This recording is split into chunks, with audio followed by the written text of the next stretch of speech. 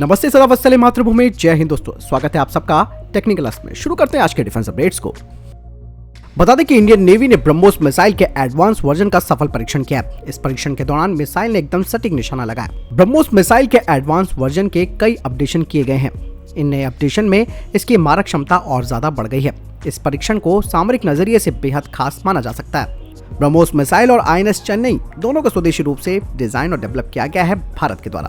भारतीय नौसेना ने कहा कि हमने आईएनएस चेन्नई से विस्तारित दूरी यानी कि एक्सटेंडेड रेंज की ब्रह्मोस सुपरसोनिक मिसाइल की सटीकता का सफलतापूर्वक प्रदर्शन किया। इस सफल परीक्षण को आत्मनिर्भर भारत की सफलता के लिहाज से देखा जा सकता है। इंडियन नेवी नियमित रूप से ब्रह्मोस का परीक्षण करती रहती है और ये मिसाइल दुनिया की सबसे घातक क्रूज मिसाइलों में से एक है। इसकी तेज गति के कारण दुनिया भर के प्रमुख युद्धपोतों पर तैनात सतह से हवा में मार करने वाली मिसाइलों के द्वारा इसे रोकना मुश्किल है। इस परीक्षण के बाद अब भारतीय नौसेना के जो फ्रंटलाइन युद्धपोत है उनकी रेंज और ज्यादा बढ़ जाएगी। दोस्तों, यूक्रेन संकट के बीच अब भारतीय सेना के एक अधिकारी ने कहा कि इसी तरीके का प्रयास चाइना भी कर सकता है और भारतीय सेना के एक वरिष्ठ अधिकारी ने इस बारे में चेतावनी भी दी है कि चीन की पीपल लिबरेशन आर्मी लगातार इस तरीके के प्रयास कर रही है जिससे कि दोनों देशों के बीच तनाव बढ़े। यही नहीं, उन्होंने आगे बताया कि भारतीय सेना देश के उत्तरी खतरे से वाकिफ भी है और ऐसे में अपनी क्षमताओं को भारत ने यहाँ पर बढ़ा दिया है। इसके अलावा भारत ने उच्च ऊंचाई वाली पहाड़ी इलाकों में युद्धक क्षमताओं को और ज्यादा मजबूत करने के लिए अपने रिजर्व फॉर्मेशन को भी ऑपरेट करना शुरू कर दिया है। साथ ही उन्होंने बताया कि मथुरा में सेना मुख्यालय में इस तरीके की विभिन्न स्थितियों से निपटने के लिए युद्धक क्षमताओं को बढ़ाया जा रहा है ताकि दुनिया भर में हो रहे आधुनिक संघर्ष से उपयुक्त सबक लिया जा सके। 2020 से ही भारत और चीन के बीच गतिरोध जारी है। दोस्तों, सेना के अधिकारी ने ये काफी बड़ी बात कही है। उन्होंने मालूम है कि किसी भी वक्त चाइना भी कुछ भी गेम पलट सकता है, लेकिन अपनी स्थितियों को भी उन्होंने मजबूत रखते हुए कहा कि भारतीय सेना किसी भी चुनौती से निपटने के लिए तत्पर है और तैयार भी है। ऐसे में जिस तरीके का सिनेरियो पूरे वर्ल्ड में बना हुआ है, खासकर कि यूक्रेन और रशिया को देखते हुए, ऐसे में युद्ध की संभावनाओं को टाला नहीं जा सकता है कि भारत और चाइना के बीच में जंग अगर होती है तो वो और ज्यादा खतरनाक होगी, क्योंकि चाइना को भी डर है कि सामने यूक्रेन जैसा देश नहीं बल्कि भारत जैसा शक्ति खड़ी है। चाइना ने अपने रक्षा बजट में 7.1% की वृद्धि कर दी है और अब इसको 230 अरब डॉलर करने का प्रस्ताव किया गया है, जो कि पिछले साल 209 अरब डॉलर का था। अब उसका रक्षा बजट भारत के मुकाबले 3 गुना हो चुका है। चीन के प्रधानमंत्री ली केक्यांग द्वारा चीन की संसद नेशनल पीपल्स कांग्रेस में पेश किए गए मसौदे बजट के हवाले में बताया गया है कि चीन की सरकार वित्त वर्ष 2022 के लिए 1450 अरब युआन के रक्षा बजट का प्रस्ताव दे चुकी है, जो कि पिछले साल के मुकाबले 7.1% अधिक है। चीन के द्वारा रक्षा बजट में वृद्धि का प्रस्ताव हिंद प्रशांत क्षेत्र में उसके द्वारा शक्ति प्रदर्शन की बढ़ती घटनाओं के बीच आया है। रक्षा बजट के अलावा चीन का आंतरिक सुरक्षा बजट अलग से आता है, जो अक्सर रक्षा खर्च से अधिक होता है। अमेरिका के बाद चीनी रक्षा बजट पर खर्च करने के मामले में दुनिया का दूसरा बड़ा देश है। आपको बता दें कि भारतीय सेना के हवाई और विशेष बलों ने किसी भी आपात स्थिति से निपटने के लिए अपने तंत्र की जांच करने के लिए चीन के साथ लगती उत्तरी सीमा पर सिलीगुड़ी गलियारे में अभ्यास किया। सिलीगुड़ी गलियारा, जिसे कि चिकन नेक के नाम से भी जाना जाता है, वो नेपाल, भूटान और बांग्लादेश की जमीनी क्षेत्र से लगता है और ये उत्तर पूर्वी क्षेत्र को भारत के शेष हिस्सों से जोड़ता है और इसे सेना के नजरिए और भारत की रणनीति के तौर पर काफी महत्वपूर्ण माना जाता है। रक्षा मंत्रालय ने कहा कि डीआरडीओ के द्वारा विकसित monolithic microwave integrated circuit ISRO द्वारा 14 फरवरी को लॉन्च किए गए EOS-04 सैटेलाइट में शामिल किया गया है। मंत्रालय ने कहा कि सर्किट का इस्तेमाल सैटेलाइट के रडार इमेजिंग मॉड्यूल में किया गया है। स्वदेशी रूप से डिजाइन और विकसित मोनोलिथिक माइक्रोवेव इंटीग्रेटेड सर्किट का उपयोग आत्मनिर्भर भारत की दिशा में एक महत्वपूर्ण कदम है। इस सैटेलाइट को कई तरीके से इस्तेमाल में लाया जाएगा, हालांकि इसका इस्तेमाल सुरक्षा की दृष्टि से भी काफी महत्वपूर्ण कहा जा सकता है। दोस्तों, डीआरडीओ ने autonomous unmanned and surface vessel का प्रोटोटाइप तैयार किया है। डीआरडीओ अब इसके निर्माण के लिए प्राइवेट सेक्टर और पार्टनर्स की तलाश कर रहा है। बता दें कि इसके प्रोडक्शन के बाद इसे भारतीय नौसेना को दिया जाएगा। भारतीय नौसेना की तरफ से जो जारी किया गया रिक्वेस्ट फॉर इन्फॉर्मेशन था, उसके तहत भारतीय नौसेना को ऐसे अनमैन्ड सरफेस वेसल की जरूरत है जिसे ऑटोनॉमस मोड हो या सेमी ऑटोनॉमस मोड हो या फिर कंट्रोलेबल रिमोट हो, इसे संचालित किया जा सके और इसका वजन 100 किलोग्राम से ज्यादा नहीं होना चाहिए। साथ ही इसे पावर देने के लिए लिथियम आयन बैटरी का इस्तेमाल होना चाहिए और इसका एंड्योरेंस टाइम करीबन 7 घंटे का होना चाहिए। दोस्तों, जैसे कि हमने आपको पहले भी डिफेंस अपडेट में बताया था कि aeronautical development agency AMCA fighter jet के इलेक्ट्रो ऑप्टिकल टारगेटिंग सिस्टम पर काम कर रही है, जिसमें कि फॉरवर्ड लुकिंग इंफ्रारेड और infrared search and track functionality होगी।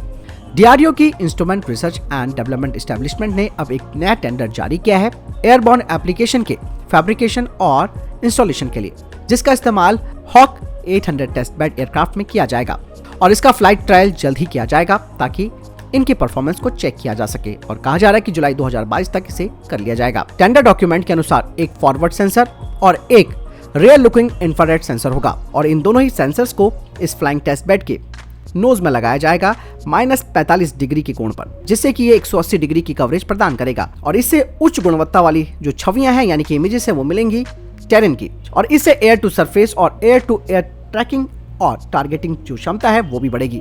बता दें कि EOTS F-35 प्रोग्राम पर भी देखा गया है और इसी तर्ज पर भारत भी इसे डेवलप कर रहा है। इसके अलावा DRDO AMCA प्रोग्राम के लिए ड्यूरेबल सेफायर विंडो पर भी काम कर रहा है, जिसे कि बाद में सिस्टम के उत्पादन संस्करण में देखा जा सकता है।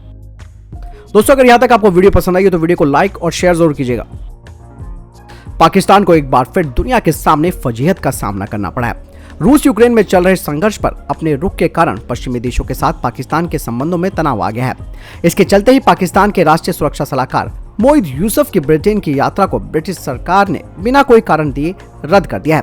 रिपोर्ट्स के अनुसार रूस और यूक्रेन के बीच गतिरोध के प्रति पाकिस्तान की नीति के कारण यात्रा को रद्द कर दिया गया है। दोस्तों, आपको बता दें कि जापान, कनाडा, यूनाइटेड किंगडम और ऑस्ट्रेलिया के साथ साथ यूरोपीय संघ के देशों ने पाकिस्तान से रूस द्वारा यूक्रेन पर किए जा रहे हमले की निंदा करने को कहा था, लेकिन पाकिस्तान ने बयान को गैर राजनीतिक और अस्वीकार्य करते हुए अपनी निराशा व्यक्त की थी।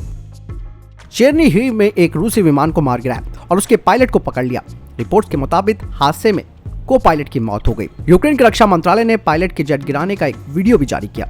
बता दें कि रशिया और यूक्रेन के बीच संघर्ष का आज 10वां दिन है। दोनों देशों के बीच ये लड़ाई खतरनाक मोड़ पर पहुंच चुकी है। रूसी सैनिक यूक्रेन में तेजी से अपने पैर पसार रहे हैं। इसके अलावा यूक्रेनी सेना भी लगातार रूसी सैनिकों का डटकर सामना कर रही है। अमेरिका के विदेश मंत्रालय के प्रवक्ता ने बताया कि रूसी सेना के 64 किलोमीटर लंबे काफिले ने पिछले 24 से 36 घंटों के बीच कोई प्रगति नहीं की है। उन्होंने कहा कि रूसी सैनिक खुद को फिर से संगठित कर रहे हैं और अपने असले की जांच पड़ताल कर रहे हैं। साथ ही ये भी कहा कि शायद लॉजिस्टिक, युद्ध की चुनौतियों और यूक्रेन से मिल रहे कड़े प्रतिरोध के कारण ये काफिला रुका हुआ है। इसके अलावा चीन के बने टायरों को भी जिम्मेदार ठहराया जा रहा है। अमेरिका ने कहा कि रूस के इस 64 किलोमीटर लंबे काफिले के रुकने का कारण चीन के सस्ते टायर हो सकते हैं।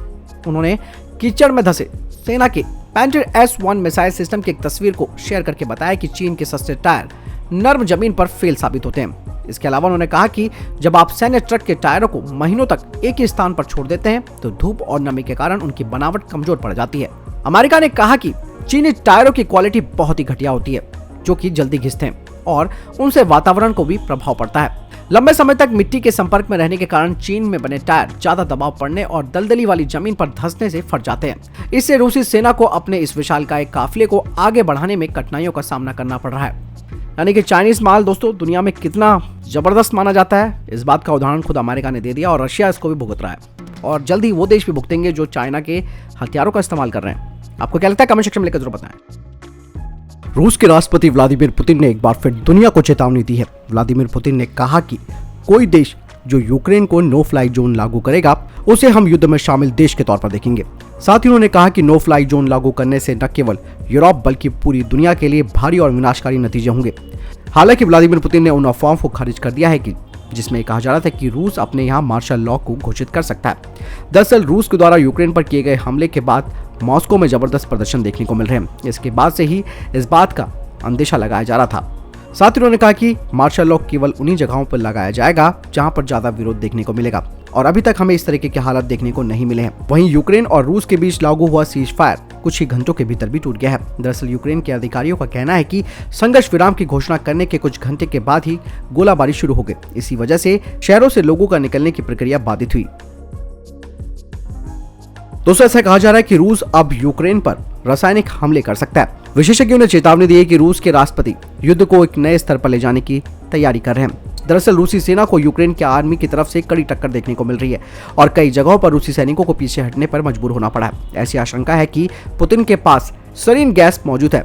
ये गैस अब तक बनाए गए सबसे जहरीले और तेजी से काम करने वाले रासायनिक हथियारों में से एक है।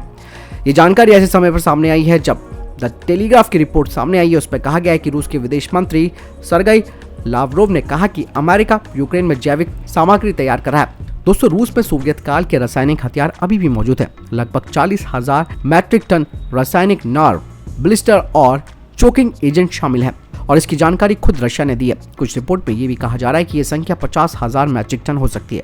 रूस के पास सीरियन गैस मौजूद है। इस गैस की मौजूदगी में एक बार सांस लेने के बाद ये जहरीली गैस नर्वस और रेस्पिरेटरी सिस्टम को खत्म कर देती है, जिसकी वजह से सांस लेने में तकलीफ होती है और तेज दर्द की वजह से दिल का दौरा पड़ता है।